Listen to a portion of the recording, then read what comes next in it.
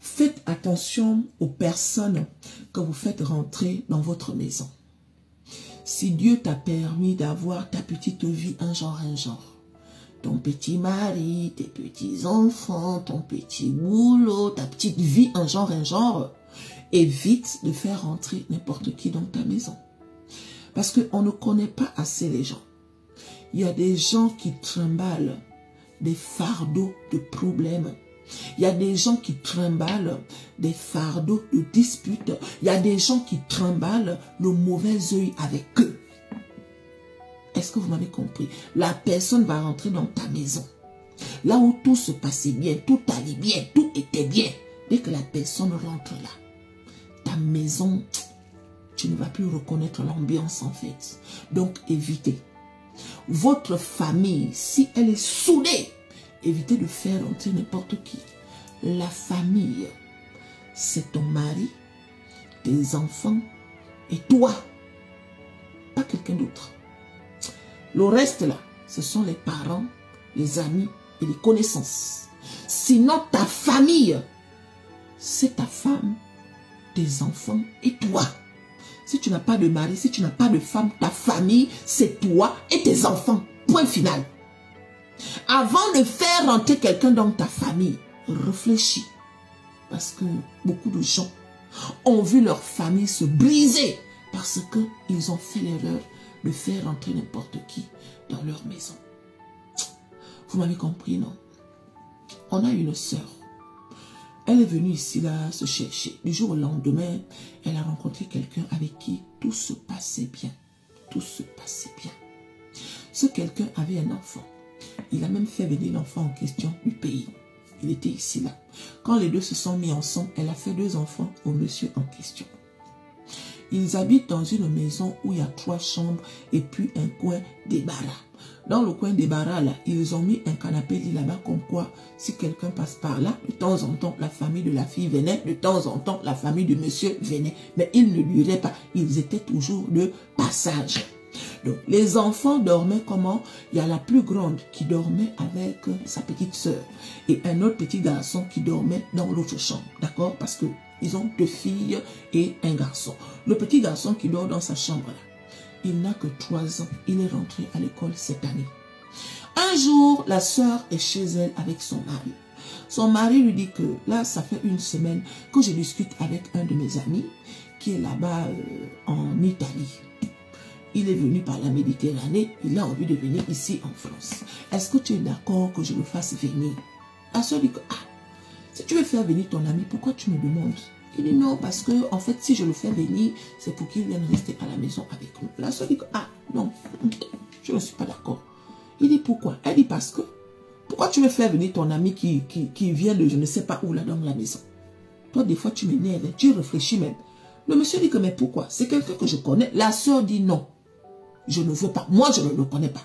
Et à côté de ça, j'ai des enfants à bas âge dans la maison. Je ne veux pas. D'accord? Je ne veux pas. Le monsieur a dit ok. Quelque temps après, il revient encore négocier avec sa femme que je n'ai pas tout aussi. Je te dis que c'est mon ami. Je te jure, il est gentil. C'est quelqu'un qui m'aidait quand j'étais là-bas au pays. Je ne peux pas le laisser comme ça. La femme dit non. Arrête d'insister. Je te dis non. Je ne veux pas. Moi, j'ai des enfants à bas âge. Ton ami, quand tu vas venir, il va rester combien de temps ici, là? Pourquoi tu insistes alors que je te dis non? Bon, ok, il n'y a pas de problème. La 3e fois, le monsieur revient. C'est la 3e fois là que la dame a dit ok. Par contre, quand ton ami arrive, je ne veux pas qu'il reste ici, là, plus d'1 mois. D'accord? C'est 1 mois maximum. Donc, tu as intérêt à lui dire ça. Si 1 mois trouve ton ami ici, là, vous n'allez pas me reconnaître. Lui et toi, vous allez vous retrouver dehors. Parce que, voilà, depuis là, je te dis non, mais tu insistes. Je te dis que dis à ton ami de rester à la maison que 1 mois maximum. Le gars a dit, il n'y a pas de problème. 1 mois, c'est même beaucoup. T'inquiète et tout, nanani, nanana. Donc, il dit maintenant à son ami qui est là-bas en Italie que ma femme est d'accord, Joe. Par contre, elle a dit que quand tu arrives, tu ne dois pas rester plus d'1 mois à la maison. Joe dit que, oh, toi aussi. 1 mois, c'est beaucoup. Moi, je viens juste pour trouver ma go. Voilà, dès que je trouve ma go, je go. Il n'y a pas de problème, je ne veux pas rester 1 mois chez vous. Tout nanani, nanana. Ok. Donc, le gars est arrivé. Quand le gars arrive, mes chéris, c'est quelqu'un de gentil. C'est quelqu'un d'attentionné. C'est quelqu'un qui travaille. C'est quelqu'un qui est présent. C'est quelqu'un qui fait. Aïe. Le matin, il se lève avant tout le monde. Il a déjà passé le balai. Il a essuyé la gazinière. En un mot, il fait tout. La dame était même étonnée. Un moment, elle-même, elle était maintenant obligée de réfléchir comment faire pour faire le ménage avant que l'étranger ne fasse le ménage. Il a dit non, c'est la seule chose que je peux vous donner pour l'instant. T'inquiète. Donc, il faisait ça. Jusqu'à, ils avaient même atteint le stade où c'est le gars-là qui faisait maintenant à manger. Mais chérie, c'est le gars-là qui faisait maintenant à manger. Donc, quand la soeur va au travail, elle dépose les enfants à l'école. Derrière elle, quand elle rentre le soir, parce que les enfants restaient à la garderie. Donc, quand elle rentre le soir, la maison est rangée, la nourriture est cuisinée, la table est faite. La soeur a commencé à se dire que, ah, j'ai failli refuser le gars-là pour rien, oh. C'est vrai que ça ne m'arrange pas plus que ça. Mais il le fait tellement bien et il est gentil et il s'entendait bien avec son mari. Ce gars-là n'a jamais dit un seul mot déplacé à la dame. Il n'a jamais fait un seul geste déplacé vis-à-vis de la famille en fait. Tu vois, c'est le genre de personne que quand tu penses aux pensées que tu as eues sur lui, tu demandes à Dieu pardon. Ah, Seigneur, pardonne-moi. J'ai commencé à mal penser vis-à-vis de lui là, Seigneur, pardonne-moi. Tu vois, c'est le genre là en fait. Mais chérie, au fur et à mesure que le temps passe, tout se passe bien. Sauf que dans il est trop gentil là, il n'est plus resté seulement 1 mois, 2 mois est passé. C'est comme ça que lui-même il propose à la sœur que, comme tu vas souvent déposer les enfants à la garderie le matin, parce qu'elle partait déposer les enfants très tôt, étant donné qu'elle partait au travail. Comme tu vas, donc le gars propose maintenant à la sœur que, comme tu vas souvent déposer les enfants tôt, moi je peux les déposer pour toi. Comme ça, tu pourras aller au travail à l'heure. La soeur dit que, ah, tu es sûr? Il dit que oui, il n'y a pas de souci, ça ne me dérange pas. Vu que pour l'instant, je suis à la maison, d'accord? Moi, ça ne me dérange pas. Profite. Elle a dit, ok, il n'y a pas de problème. Donc, à chaque fois qu'elle partait au travail, elle a prêté les vêtements et elle disait à ses grands-enfants de se laver et de s'occuper de leur petit frère. Tonton va vous déposer à l'école. Donc, ça s'est fait comme ça, là, mes chéris. Pendant presque 3 mois, elle rentrait le soir. Elle trouvait que la nourriture est cuisinée. En tout cas, tout se passait bien. Un jour, elle avait mal à la tête. Mais avant ça, elle constatait que les enfants étaient bizarres. Les enfants avaient changé. Les enfants n'étaient plus agités. Les enfants étaient devenus bizarres, en fait. Elle se posait la question, mais elle s'est dit que bon, peut-être que c'est moi qui me fais des idées. Elle cherchait d'où venait le problème, mais après, elle s'est dit que bon, peut-être que c'est moi qui est en train de un genre. Mais chérie, un jour, elle rentre du travail, elle avait mal à la tête.